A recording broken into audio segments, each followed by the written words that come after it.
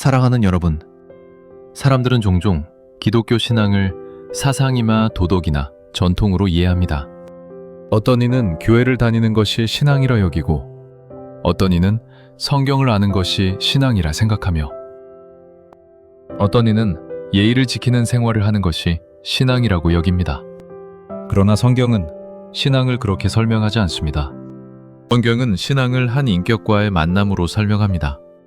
그 인격은 예수 그리스도이십니다. 그러므로 참된 신앙은 질문으로 시작되는데, 그 질문은 나는 무엇을 믿는가가 아니라 나는 누구를 만났는가입니다. 예수님을 만나는 것은 단순한 감동을 경험하는 것이 아닙니다. 감동은 시간이 지나면 사라지고, 감정은 상황에 따라 변하지만, 예수님을 만나는 일은 영혼의 방향을 바꾸고, 삶의 주인을 바꾸고, 마음의 중심을 바꿉니다. 예수님을 만난 사람은 신앙을 취미로 두지 않고 인생으로 받습니다. 예수님을 만난 사람은 복음을 정보로 받지 않고 생명으로 받습니다. 예수님을 만난 사람은 교회를 구경하지 않고 교회를 사랑하며 예배를 소모하지 않고 예배를 드립니다. 예수님을 만난다는 것은 삶의 모든 축이 바뀌는 사건입니다. 사람들은 신앙을 오래 가질 수 있지만 예수님을 만나지 못할 수 있습니다. 사람들은 오랫동안 말씀을 들을 수 있지만 말씀이 자신을 관통하는 경험을 하지 못할 수 있고, 오랫동안 기도할 수 있지만 하나님께 마음을 내어드리지 못할 수 있고, 오래 교회 안에 있을 수 있지만 하나님의 아들이신 예수님을 아는 지식 없이 지낼 수 있습니다. 예수님을 만났는가의 문제는 연수가 결정하는 것이 아니라 영혼이 결정합니다. 예수님은 구경하는 자를 바꾸시지 않고 초대받은 자를 바꾸십니다. 성경의 가장 위대한 변화는 모두 예수님과의 만남에서 시작되었습니다.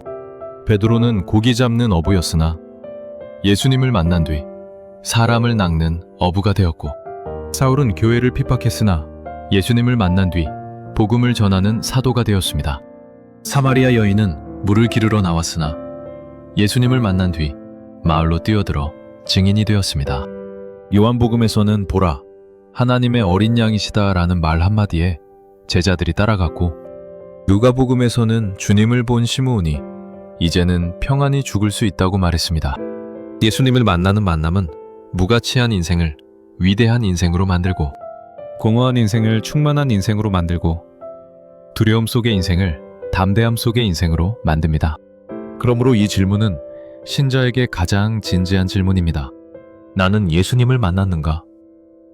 사람들은 예수님에 대해 들을 수 있고, 예수님을 연구할 수 있고, 예수님을 찬양할 수 있고, 예수님을 전할 수 있지만 여전히 예수님을 만나지 못했을 수 있습니다. 예수님과의 만남은 단지 사상으로 끝나지 않고 관계로 이어지며, 관계는 결국 변화로 이어집니다. 변화 없는 신앙은 만남 없는 신앙일 수 있습니다.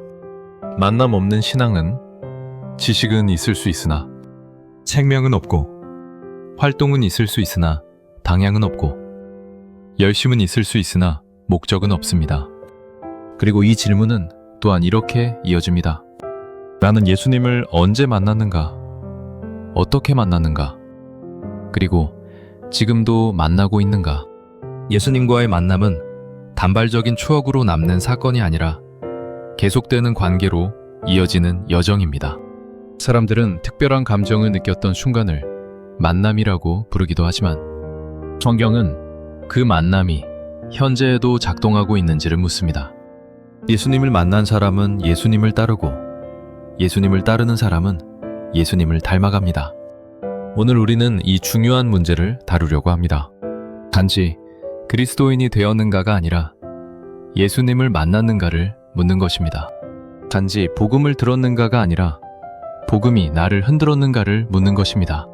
단지 신앙을 가지고 있는가가 아니라 신앙이 나를 이끌고 있는가를 묻는 것입니다. 이제 본론에서 우리는 예수님을 만난 사람에게 반드시 나타나는 세 가지 특징을 나누고자 합니다. 사랑하는 여러분, 사람들은 종종 기독교 신앙을 사상이나 도덕이나 전통으로 이해합니다. 어떤 이는 교회를 다니는 것이 신앙이라 여기고, 어떤 이는 성경을 아는 것이 신앙이라 생각하며, 어떤 이는 예의를 지키는 생활을 하는 것이 신앙이라고 여깁니다. 그러나 성경은 신앙을 그렇게 설명하지 않습니다. 성경은 신앙을 한 인격과의 만남으로 설명합니다. 그 인격은 예수 그리스도이십니다. 그러므로 참된 신앙은 질문으로 시작되는데 그 질문은 나는 무엇을 믿는가가 아니라 나는 누구를 만났는가입니다. 예수님을 만나는 것은 단순한 감동을 경험하는 것이 아닙니다. 감동은 시간이 지나면 사라지고 감정은 상황에 따라 변하지만 예수님을 만나는 일은 영혼의 방향을 바꾸고 삶의 주인을 바꾸고 마음의 중심을 바꿉니다. 예수님을 만난 사람은 신앙을 취미로 두지 않고 인생으로 받습니다. 예수님을 만난 사람은 복음을 정보로 받지 않고 생명으로 받습니다. 예수님을 만난 사람은 교회를 구경하지 않고 교회를 사랑하며 예배를 소모하지 않고 예배를 드립니다. 예수님을 만난다는 것은 삶의 모든 축이 바뀌는 사건입니다. 사람들은 신앙을 오래 가질 수 있지만 예수님을 만나지 못할 수 있습니다. 사람들은 오랫동안 말씀을 들을 수 있지만 말씀이 자신을 관통하는 경험을 하지 못할 수 있고 오랫동안 기도할 수 있지만 하나님께 마음을 내어드리지 못할 수 있고 오래 교회 안에 있을 수 있지만 하나님의 아들이신 예수님을 아는 지식 없이 지낼 수 있습니다. 예수님을 만났는가의 문제는 연수가 결정하는 것이 아니라 영혼이 결정합니다. 예수님은 구경하는 자를 바꾸시지 않고 초대받은 자를 바꾸십니다.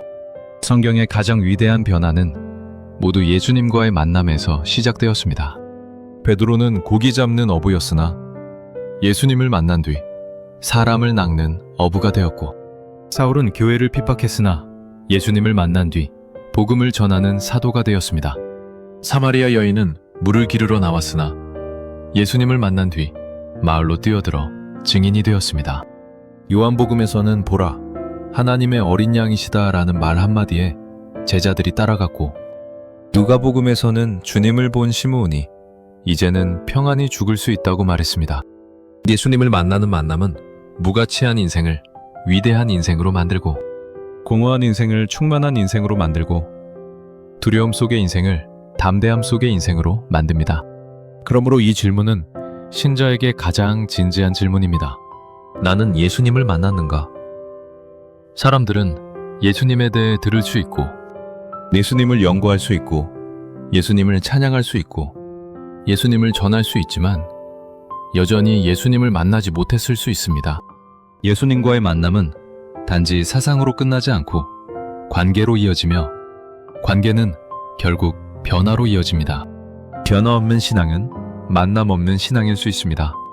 만남 없는 신앙은 지식은 있을 수 있으나 생명은 없고 활동은 있을 수 있으나 방향은 없고 열심은 있을 수 있으나 목적은 없습니다. 그리고 이 질문은 또한 이렇게 이어집니다. 나는 예수님을 언제 만났는가? 어떻게 만났는가? 그리고 지금도 만나고 있는가? 예수님과의 만남은 단발적인 추억으로 남는 사건이 아니라 계속되는 관계로 이어지는 여정입니다. 사람들은 특별한 감정을 느꼈던 순간을 만남이라고 부르기도 하지만 성경은 그 만남이 현재에도 작동하고 있는지를 묻습니다. 예수님을 만난 사람은 예수님을 따르고 예수님을 따르는 사람은 예수님을 닮아갑니다. 오늘 우리는 이 중요한 문제를 다루려고 합니다. 단지 그리스도인이 되었는가가 아니라 예수님을 만났는가를 묻는 것입니다. 단지 복음을 들었는가가 아니라 복음이 나를 흔들었는가를 묻는 것입니다. 단지 신앙을 가지고 있는가가 아니라 신앙이 나를 이끌고 있는가를 묻는 것입니다. 이제 본론에서 우리는 예수님을 만난 사람에게 반드시 나타나는 세 가지 특징을 나누고자 합니다. 사랑하는 여러분, 예수님을 만난 사람에게서 가장 먼저 드러나는 특징은 부르심에 응답했다는 사실입니다. 사람은 스스로 예수님을 찾는 것 같지만 성경은 언제나 예수님이 먼저 우리를 찾아오신다고 말합니다. 사람의 회심은 인간의 탐색으로 시작되는 것이 아니라 하나님의 부르심으로 시작됩니다. 하나님이 부르시지 않으면 누구도 스스로 그리스도께 오지 못합니다. 사람은 종종 내가 주님을 찾았다고 말하지만 사실은 주님께서 먼저 우리를 찾아오셨고 말씀으로 부르셨고 은혜로 이끄셨습니다. 그러므로 예수님과의 만남은 언제나 부름과 응답의 사건입니다. 부르심은 단순한 정보 전달이 아닙니다. 부르심은 영혼을 흔드는 초대이며 삶의 방향을 바꾸는 소환입니다. 예수님께서 갈릴리 해변에서 베드로와 안드레를 부르셨을 때 그들은 그물을 버리고 따랐습니다.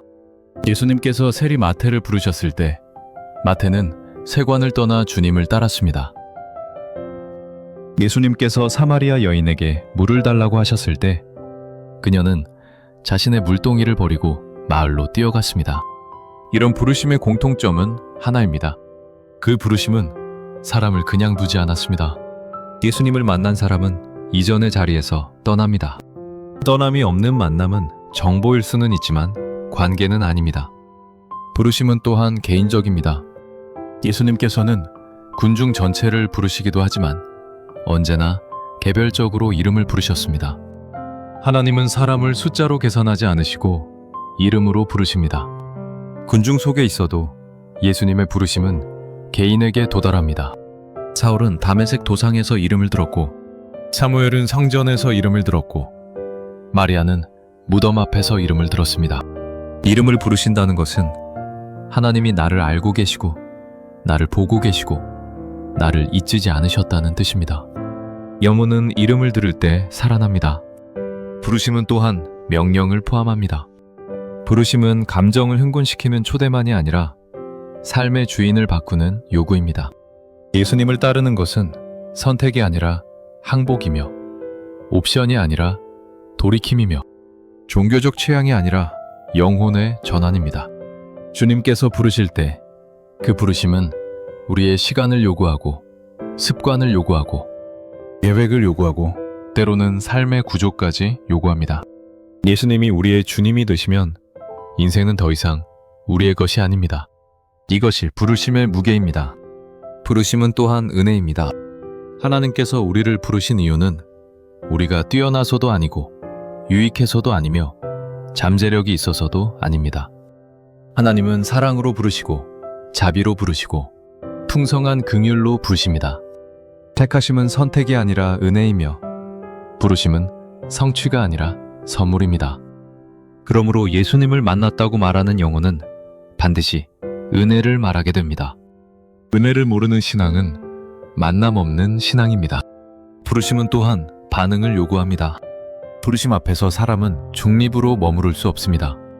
어떤 이는 듣고 따르고 어떤 이는 듣고 거절합니다. 복음서에는 부르심에 응답한 자들이 있었고 사도행전에는 부르심에 저항한 자들도 있었습니다. 그러나 부르심이 들렸다면 응답은 반드시 일어납니다. 응답 없는 부르심은 반복되지 않습니다. 성경에서 가장 두려운 장면 중 하나는 주님께서 더 이상 묻지 않으시는 장면입니다.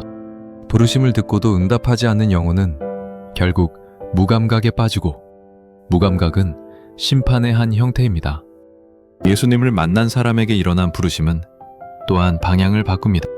예수님께서 어떤 사람을 부르실 때 그 부르심은 직업을 바꾸거나 시간을 바꾸거나 관계를 바꾸는 것이 아니라 먼저 방향을 바꿉니다.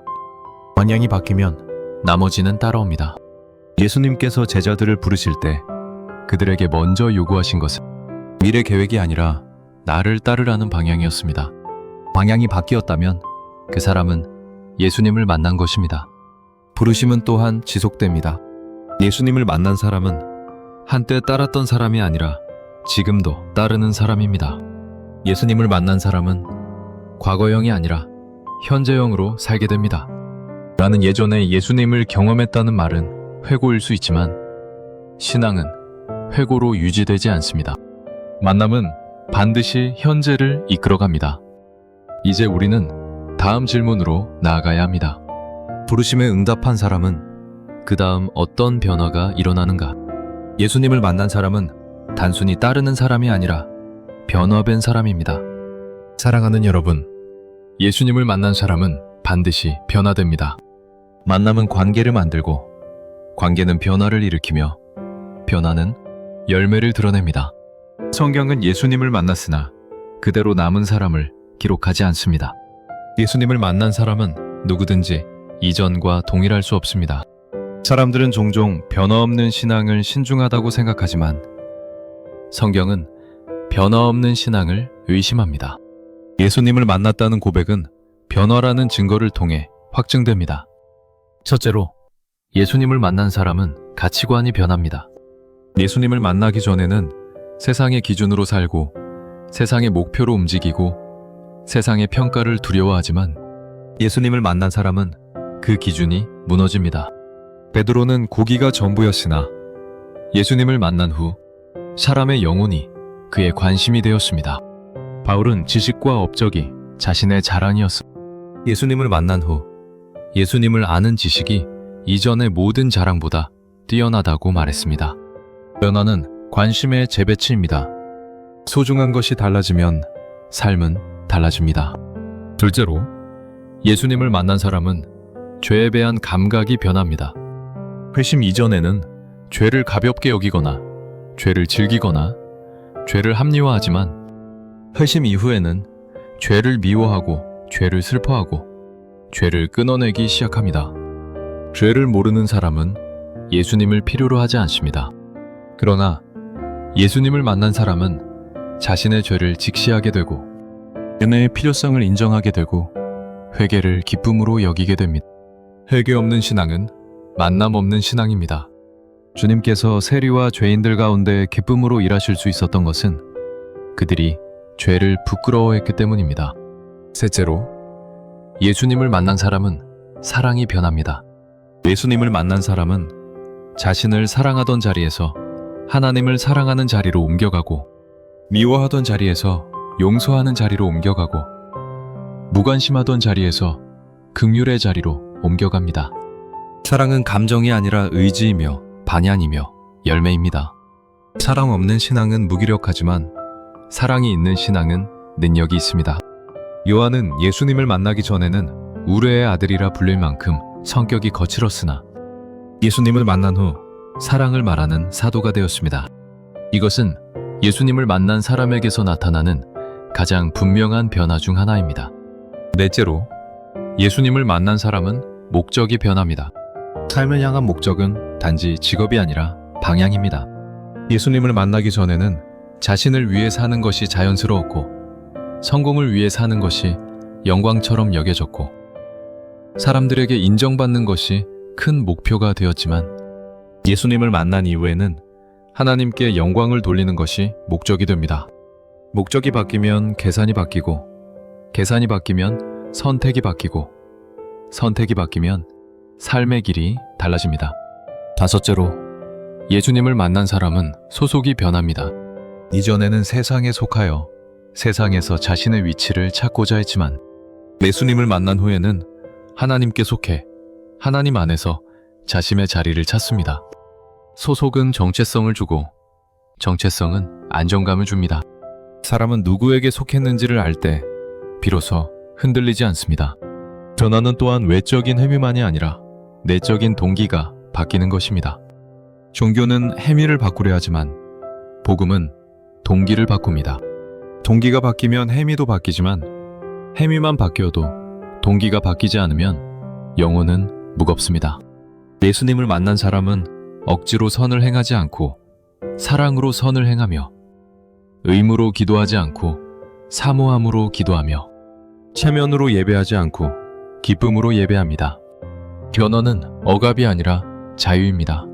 억압은 사람을 힘들게 하지만 자유는 사람을 살립니다. 또한 변화는 지속됩니다.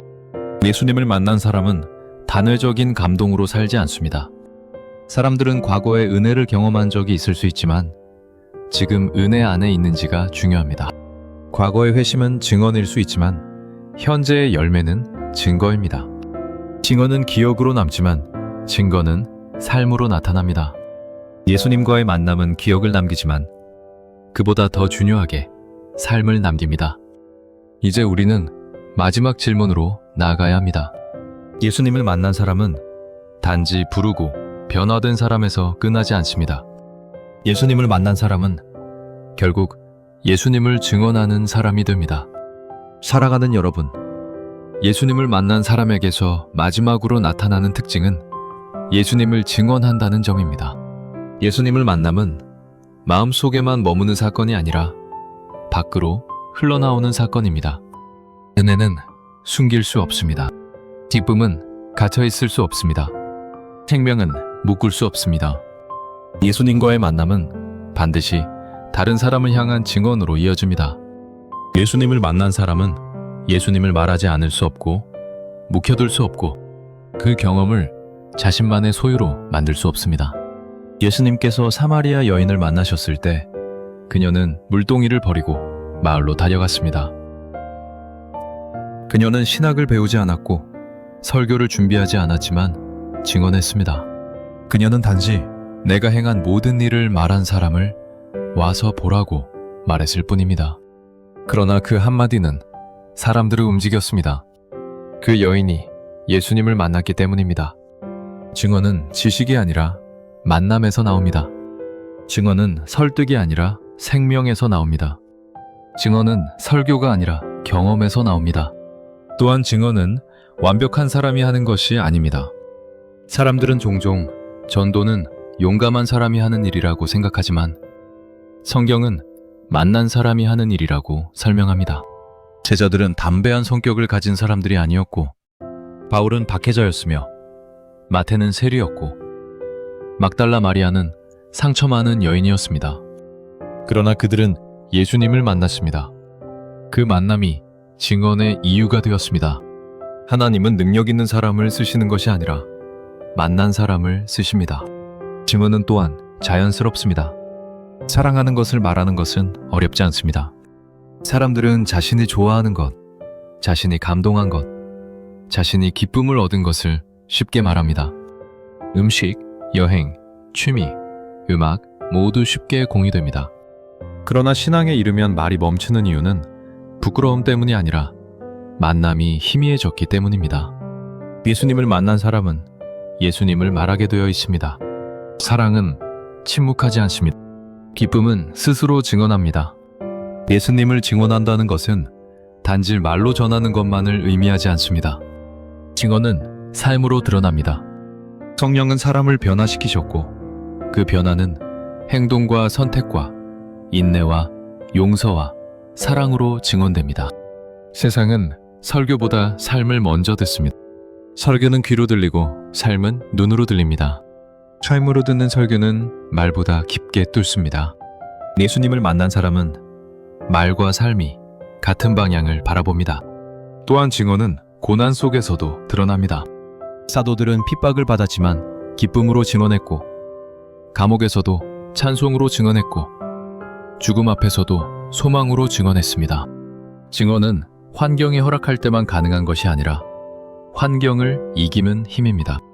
예수님을 만났기 때문에 환경이 침묵시키지 못한 것입니다. 증언은 믿음의 결과이며 믿음은 만남의 열매입니다. 증언에는 또한 사랑이 있습니다. 증언은 정답을 주는 것이 아니라 생명을 나누는 것입니다. 사람들은 논쟁에서 이기고 싶어 하지만 하나님은 영혼을 얻고자 하십니다. 논쟁은 상대를 공격하지만 증언은 상대를 초대합니다. 예수님을 만난 사람은 다른 사람을 정죄하지 않고 초대합니다. 예수님의 초대는 정죄를 통해서가 아니라 은혜를 통해 이루어집니다. 이것은 증언의 본질입니다. 마지막으로 증언은 예수님의 명령입니다. 주님께서는 부활 후 제자들을 남겨두시고 하늘로 올려가셨습니다. 그 이유는 증언 때문입니다. 하나님은 복음을 천사에게 맡기지 않으시고 구원받은 사람에게 맡기셨습니다. 구원받은 사람은 증인이 됩니다. 증인은 본 것을 말합니다. 본 것이 없다면 말할 수 없지만 본 사람이 있다면 침묵할 수 없습니다. 예수님을 만난 사람은 결국 예수님을 드러냅니다. 이제 결론에서 우리는 다시 처음 질문으로 돌아가야 합니다. 나는 예수님을 만났는가? 이 질문에 대답하는 방법은 단순합니다. 나는 부름에 응답했는가? 나는 변화되었는가? 나는 증언하고 있는가?